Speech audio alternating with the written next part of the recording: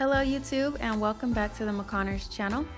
So in today's video, I'm super excited to share how I transformed this dresser into what you see here. So I had a lot of fun doing this project and I really hope you all enjoy. One thing I just want to say is I want to encourage you all to think outside of the box the next time you guys do a furniture flip project. And I say that only because we actually decided to put this dresser in our kitchen, and that's not really the most traditional place for a dresser. But as you can see, it turned out really nice. So I really hope you all are inspired, and if you are, just be sure to let us know down below. And with that being said, let's just go ahead and jump right into this video.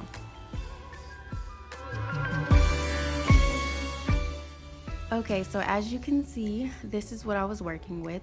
So this is how it looked before, and the first thing I did is I went in and I sanded the top of the dresser. And I'm only sanding this because I am going to stain this.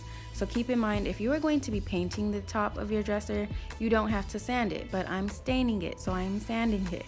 And I went in with a 60 grit sandpaper, and it just took one sheet, and it was amazing. The lower the number, the stronger the grit, okay?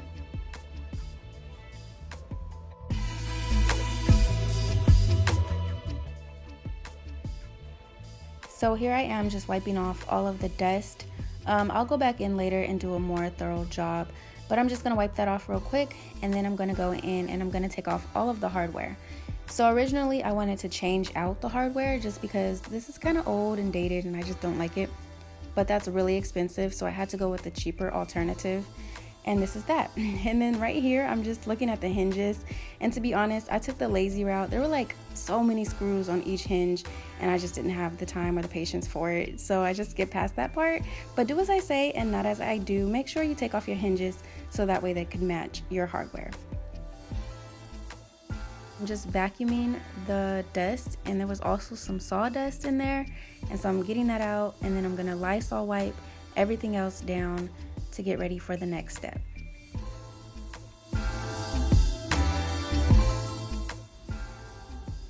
Okay, and the next step is to spray paint your hardware. So for me, they did have a sale at Walmart and all spray paint was $1. Unfortunately, someone cleared the shelf, so I missed it. But your best bet is to go to your local craft store and use a 40% off coupon. And trust me, although it looks shiny in the clip, when it dries, it's gonna dry matte. The next step is to go in with your stain.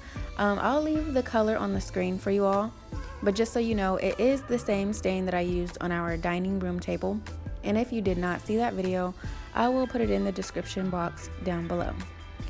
So as for me, I did 3 coats, and you have to let it dry 4 to 6 hours in between each coat. The more coats you do, the darker your application.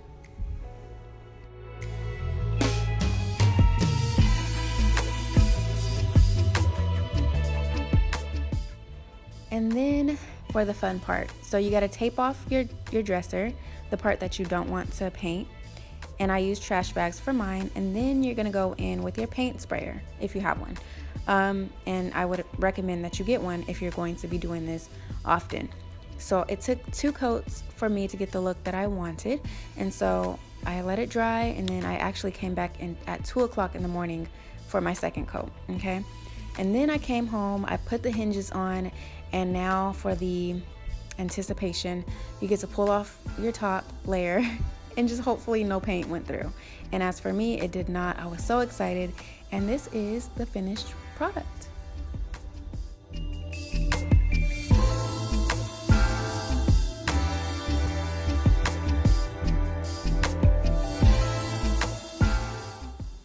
Oh, and I almost forgot, we do have one more step, which is to put the layer of polycrylic over the top of your furniture. Now for me, I'm only doing it over the stained portion of the dresser, but do as I say and not as I do. Go ahead and make sure you cover your entire piece of furniture with the polycrylic. Okay, and now for the fun part, I get to decorate my dresser. So I didn't have anything particular in mind, but I'm just kind of going with the flow. So I know I love candles, so of course I had to put a candle on there, and then I chose to put some greenery on there, which I actually stole out of my office, so I'll have to figure that out later.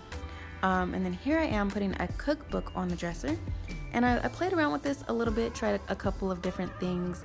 I tried to have it open to a certain page that looked really good, and then I just kind of went back and forth with it. That's not my favorite look, but you'll see as I go throughout the video what I do in the end. And so here I am putting my coffee mugs on there. Those are the hubby and wifey ones. And then I just wanted to add some height as well, so I'm using this sign here. So I kind of had to just pull things from other places, and that's okay. Eventually I'll buy some stuff as I thrift around and different things like that, but just for now I'm working with what I have to work with. I did want to give it some more height, and so I chose to put this candle up there. I really don't like the way that looks, so I'm just going to keep playing around, and as you guys continue to watch, you'll see the finished results.